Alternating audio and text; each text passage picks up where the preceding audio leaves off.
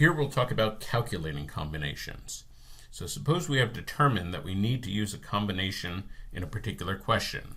And if this is something that you're trying to determine, the previous video talked about how to determine whether to use a combination or not, whether order matters or not. Here we're just going to talk about, suppose we've already determined, okay, order doesn't matter, it is a combination, how do we get the number? Here we're focusing on getting the actual number. Now I'll say that sometimes answer choices will be written in the form of, say, 5 choose 10. So we won't actually have to do the calculation, and that typically most happens when the combinations are very, very large. The test will just list answer choices in that form, something choose something, and we don't have to do any calculations. We simply have to recognize. More often, though, we do need to calculate combinations. First of all, remember that the formula, the way that it's set up, it looks like it requires a massive amount of calculation. There are 3 factorials there. If you ever make the mistake of calculating the 3 factorials separately, you'll be making the problem much, much harder for yourself. And so in that sense, the formula can be misleading. Using this formula is much more efficient if you remember that the larger factorial on the bottom, whichever one of those 2 is larger, will always cancel. That's always the way to begin using this formula. And so just as an example, I'm going to calculate that combination that I had on the first slide, 50 choose 10. Now this would be much larger than anything the test would expect you to calculate, but I'll show this just for the sake of an example. So first of all, plugging into the formula, we get 10 factorial, we get 50 factorial over 10 factorial times 40 factorial. Well, of the 2 factorials in the denominator, 40 is bigger. Now let's think about this. 40 factorial, that's the product of all the numbers from 40 down to 1. 50 factorial is the product of all the numbers from 50 down to 1. Well, included in that, we'd go from 50 down to 41, and then starting at 40, it would be 40 factorial. And so 40 factorial immediately cancels. And so what we get once we cancel 40 factorial, we get all the numbers from 50 down to 41. Everything below 41 has canceled, so that's left in the numerator. And in the denominator, we're just left with 10 factorial. And now we're going to do a little more cancellation. And so basically, you want to cancel as much as possible before you do anything else when you're using this formula. In other videos, we've talked about cancel before you multiply as an important rule. Here it is a paramount rule. You have to cancel before you start multiplying. So first of all, we can just cancel the 50 with the 5 and the 10 in the denominator. Then we can cancel the 42 with the 6 and the 7. Then the 8 times 3 times 2, or 8 times 6, that cancels 48. We'll divide 45 by 9, leaving us with 5. We'll divide 44 by 4, leaving us with 11. Now we could rearrange the order of those factors, but basically the test might expect you to simplify down to that.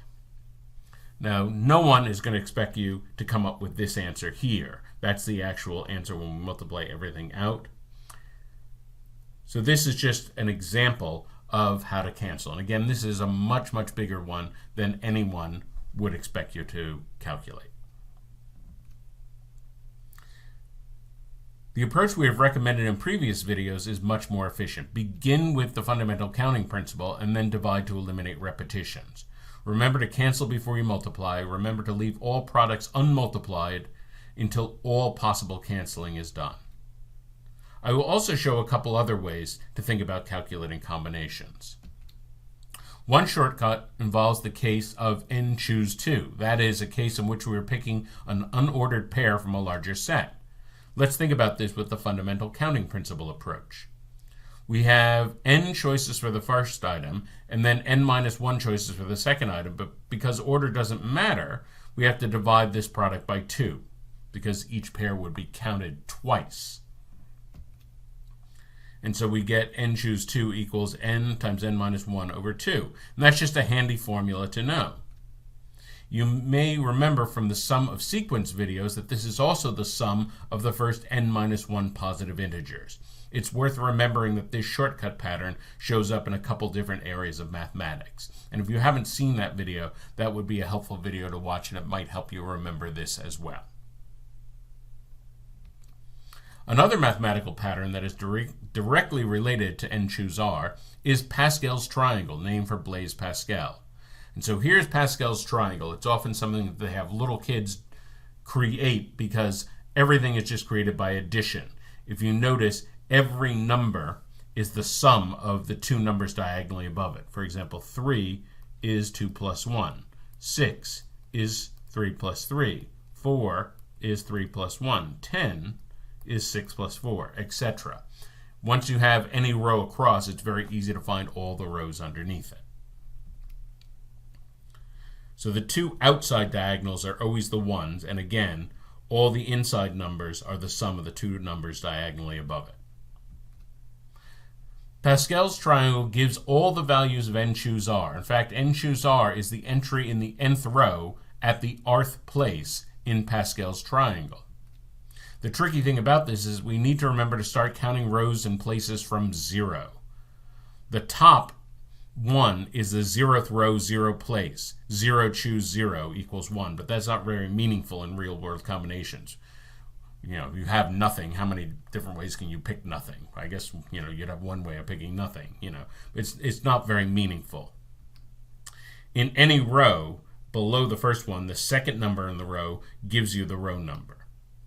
It's often a very good shortcut to have row 3 memorized. So 1, 3, 3, 1.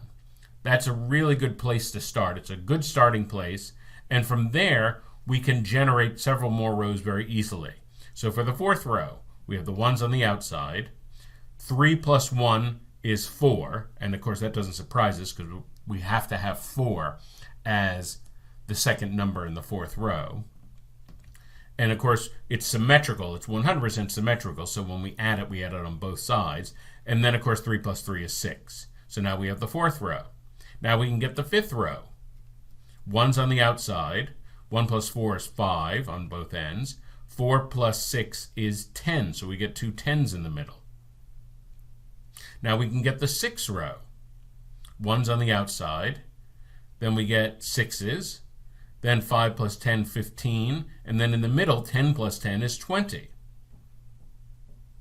Now the seventh row, we have 1's on the outside. 1 plus 6 is 7. 6 plus 15 is 21. And 15 plus 20 is 35. So we'll stop there, but let's see what we have now. This is the seventh row of Pascal's triangle. Well, the first entry, 7 choose 0 is 1, is not very interesting. If you have 7 things and you choose none of them, how many ways can you do that? That's not interesting in real world terms. Then, of course, 7 choose 1 is 7. If we have 7 unique items, how many different ways could I pick one unique item? Well, 7 of them. But then the meaningful combinations, 7 choose 2 is 21, 7 choose 3 is 35, 7 choose 4 is 35, 7 choose 5 is 21, 7 choose 6 is 7, and of course 7 choose 7 is 1. And so we get all of those numbers all at once, all the way across the row. And you can see if you had a problem where you had to compute 7 choose 2 and 7 choose 3 and say 7 choose 5, if you had to compute all these numbers, it might just be easier to calculate the row of Pascal's triangle, and then you have all of these numbers automatically. If you practice constructing Pascal's triangle, you'll get quick at it. And again, this is something they have kids in grade school do, so it's not actually very hard to create Pascal's triangle. And so if you practice it, especially start with row 3 and practice it, you can get very, very quick. Then you can just jot it down at the beginning of the quant section, and you'll just have it if you need it. If in a problem you have to figure out different size combinations from the same pool, say 8 choose 3 and 8 choose 4, then it may be quicker to draw Pascal's triangle down to that row rather than to do all the separate calculations. In summary, remember that you can always calculate combinations by using the fundamental counting principle and dividing to eliminate the repetitions. Remember to cancel in the n-choose-r formula, including canceling before you multiply. Remember the shortcut formula, which also appears in sums of sequences, and practice using Pascal's triangle to generate values of n choose r.